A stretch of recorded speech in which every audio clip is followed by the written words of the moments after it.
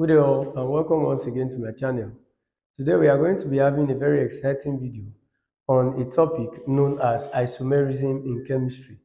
Now many students they find this topic very difficult for them to comprehend, but it's with my hope that immediately after this class, when you finish watching this video, you'll be able to understand much about the fundamentals of isomerism. Let's start by looking at it. Now, isomerism is simply a phenomenon in which two or more compounds have the same molecular formula but different structural formula. What I meant by that is that you might be having a compound A and another compound B. And you see these two compounds, they are having the same molecular formula, but they are being represented in different structural patterns or structural formula. All right? So these patterns that they are being represented, these different structures that they are being represented, they are regarded as isomers of each other. So we have two kinds of isomerism. The two types of isomerism that we have are, we have the structural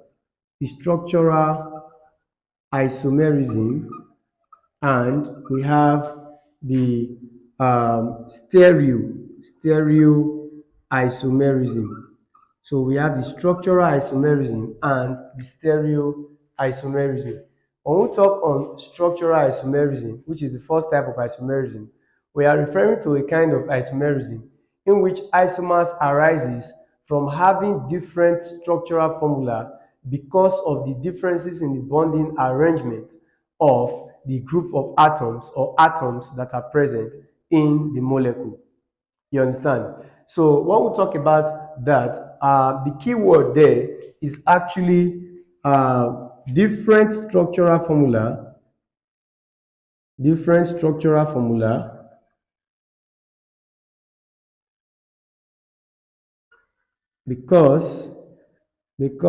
of differences in the bonding arrangement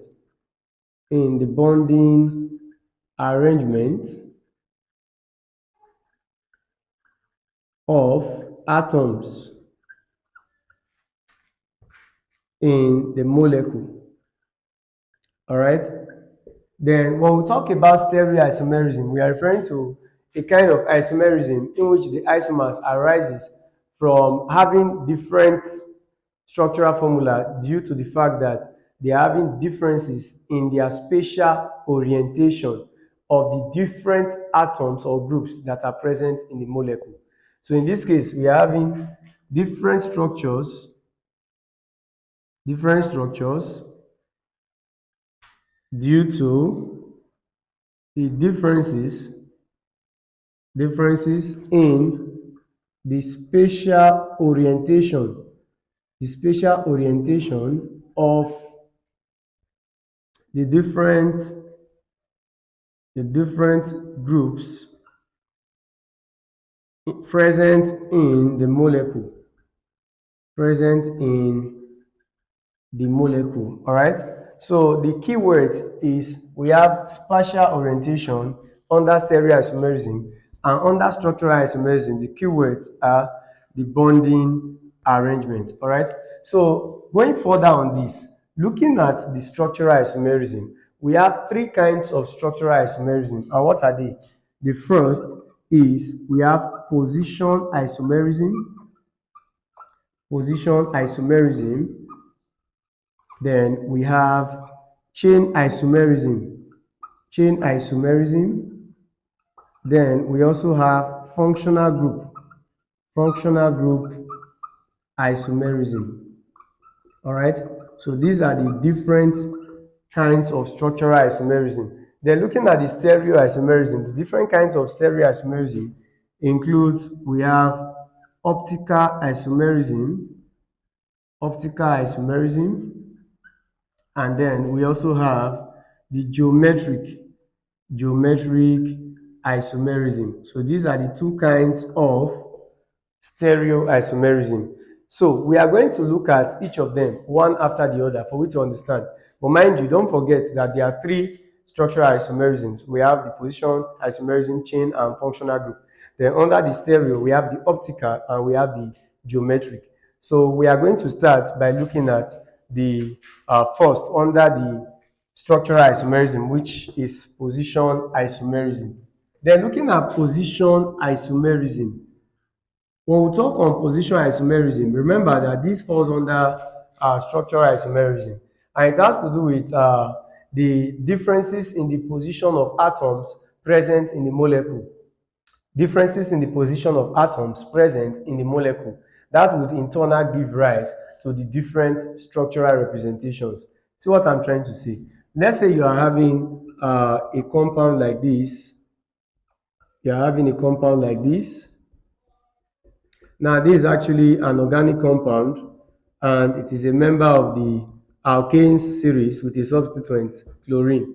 Now, looking at this compound, we can call the name of this compound chlorobutane, because of the fact that we are having 4 carbons and they are linked by single bond. So you call that butane. And then since you have your chloro to be seated at the edge, you number forward and you number backward, you have to give priority to the substituents, and going by backward, the least possible value here is 1. So that's why we have to go with backward. So looking at this, we can call this chlorobutane. All right. Then we can as well remove this chlorine from here and then replace it in this place. This you will now call 2-chloro-butane. If I remove it from this place, I remove it from there and I place it here, it still remains 2-chloro. So it means we can have it to be 1-chloro-butane, and we can also have it to be 2-chloro-butane, because looking at it, this one, we have to go with forward numbering based on the fact that forward gave 2 and backward gave 3. That's normal IUPAC nomenclature. So if you write it like this, or you write it like this, you now place your Cl here. It's still the same compound. If you check, in terms of their molecular formula, it still remains the same, but in terms of the structure, it's not different. And what distinguishes the structure is based on the position of the Cl. Now, in this case, the Cl is positioned in carbon 2, but over here, the Cl is now positioned in carbon 1. You get the point now? So based on differences in position, that's what leads to position isomerism. All right? So that is for position isomerism. Then quickly, let's look at the next, which is chain isomerism. Chain isomerism. When we consider chain isomerism, we are simply referring to a kind of isomerism in which there is differences in the continuity of carbon atoms present in the carbon chain. Differences in the continuity of the carbon atoms present in the carbon chain. And what does that mean? It means that we could be having straight chain or we could be having branch chain of a given compound. And then it will now give rise to the differences in their structure. Look at what I'm trying to say. For example, you can have this structure. This structure is butane. Butane. Now, looking at this, if this is butane, we can represent this in another way by simply differentiating the continuity of the carbon atoms, maybe bringing the whole of this and placing it here while you take the H there.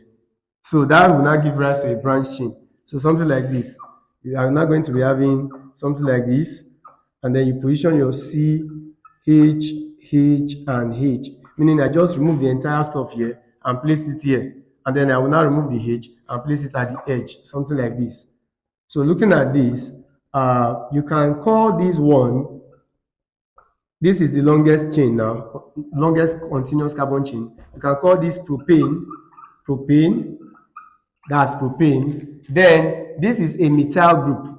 So if you are numbering forward and backward, 1, 2, 3, 1, 2, 3, you can call this what? 2-methyl propane. So this is the butane, which is normal butane, and 2-methyl propane. Both of them, they have the same molecular formula. If you check, how many carbons are you having here? 4. How many hydrogens? You are having 10. If you still count here, there are 4 carbons and there are 10 hydrogens. But in terms of their structure, they differ, right? So if you look at them now, you'd observe that this one is having what? A straight chain, while this one is having what? A branched chain. So that's what it means when we say chain isomerism. All right, differences in the continuity of carbon atoms present in the carbon chain. So without wasting much time, let's dive into looking at the last, which is the functional group. The functional group isomerism.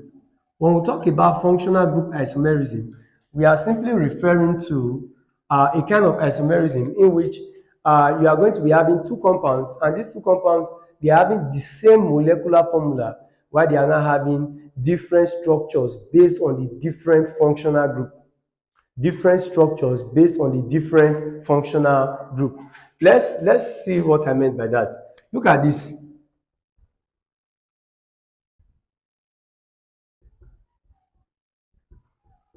This compound is called ethanol.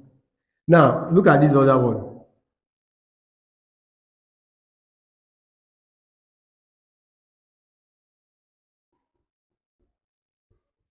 While this compound is called ethanol, observe, you'll notice that in this compound, you are having a functional group OH, which is the alcohol functional group. And looking at this compound ethanol, it is an unsaturated alcohol. So that's the reason why it's called ethanol, because of the carbon-to-carbon double bonds.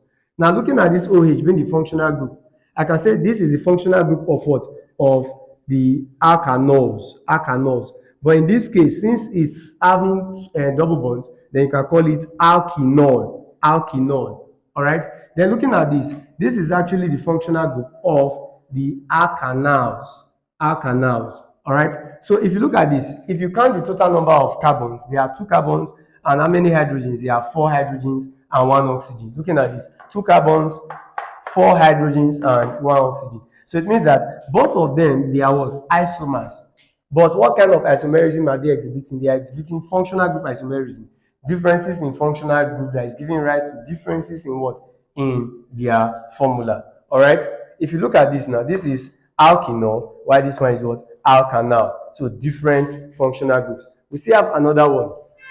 Let me show you another. Looking at these ones, this structure, this structure is called propanone. Then while this other one, this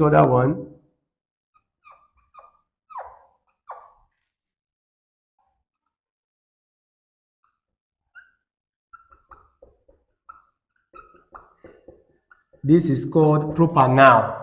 This is propanone because this is the alkanone functional group, while this one is the alkanal functional group. This is propanal and this is propanone. So class, if you observe critically, you get to know that looking at this one, count the total number of carbons, 1, 2, 3. And how many hydrogens? 1, 2, 3, 4, 5, 6. How many oxygen? 1. This is carbons, 1, 2, 3. Then 1, 2, 3, 4, 5, 6. Then 1. So it means that the alkanones and the alkanals, they are exhibiting this functional group isomerism. All right. So that's still another way of obtaining the functional group isomerism. So this is another example. So that's for the functional group isomerism. Stereoisomerism. Remember, stereoisomerism is based on differences in the spatial orientation of the different groups that are present in the molecule. And remember, I told you that we have two kinds of stereoisomerism.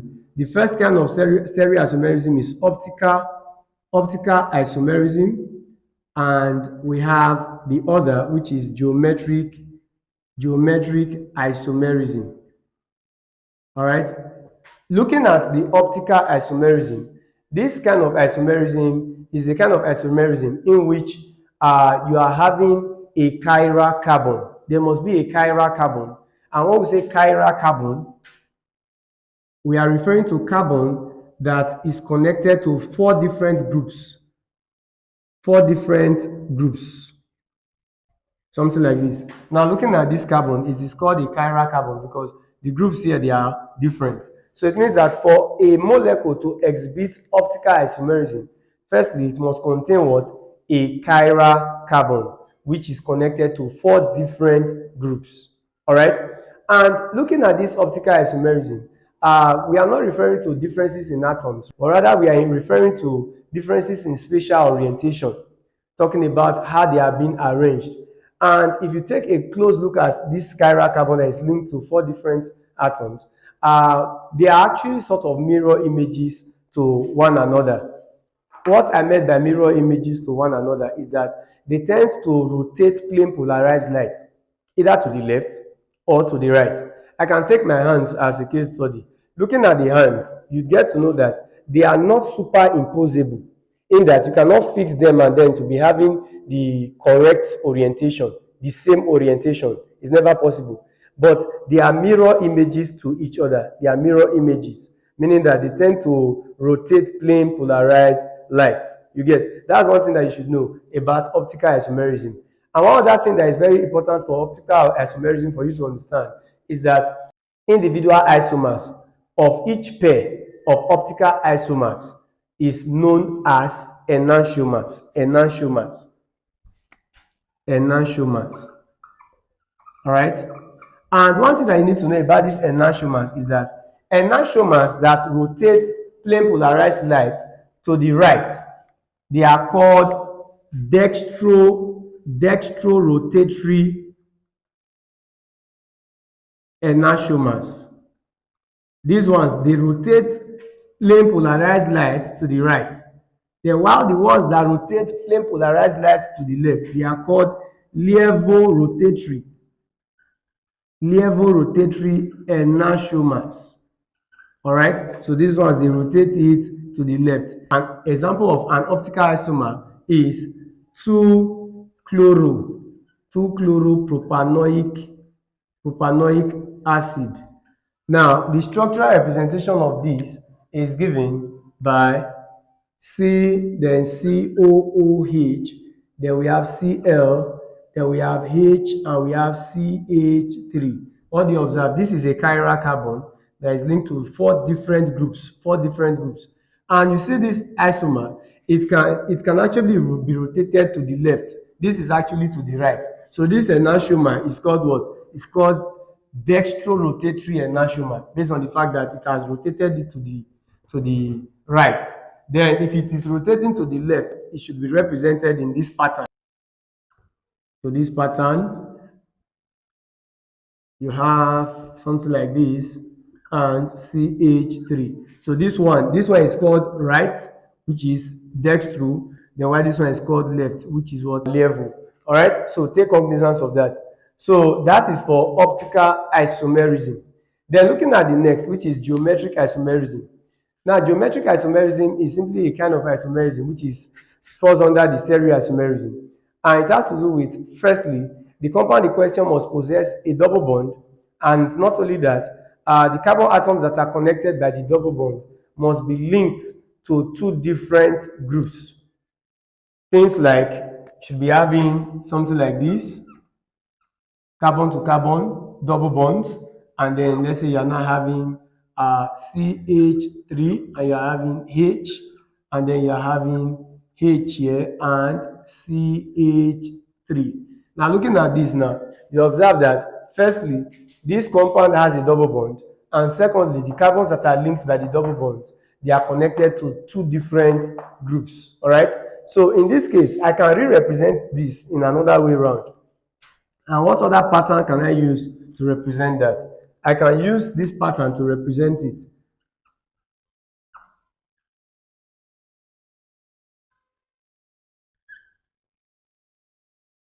Now, looking at both of them, they are the same, but they are not represented in the same orientation. If you look at this now, the methyl groups, they are opposite. Then while these ones, they are in the same axis. So looking at the one that are of the same axis, just call it cis. This is called cis because they are in the same axis. But when they are in opposite axis, you call them trans. All right. So in this case, if you want to name this compound, then it becomes cis but 2-in. Then while this one is trans but 2-in. Now, you try as much as possible to learn your IUPAC nomenclature thoroughly, because if you do not know IUPAC naming or IUPAC nomenclature of organic compounds, you might find this difficult. So the first thing you should do is try to know how to name your alkanes, your alkenes, and your alkynes. All right. So it's my hope that with these few points that I've just dropped with regards to isomerism, you'll be able to understand isomerism in details. All right. So I wish you guys all the best. and make sure you stay glued to this channel. And don't forget, if you have not subscribed, you hit the subscribe button, turn on the notification bell, so that as soon as I upload video, you'll be the first to see it. Don't forget to subscribe, invite your friends, tell your friends about the channel, and you also benefit as you are also benefiting. All right, thanks for watching and stay tuned.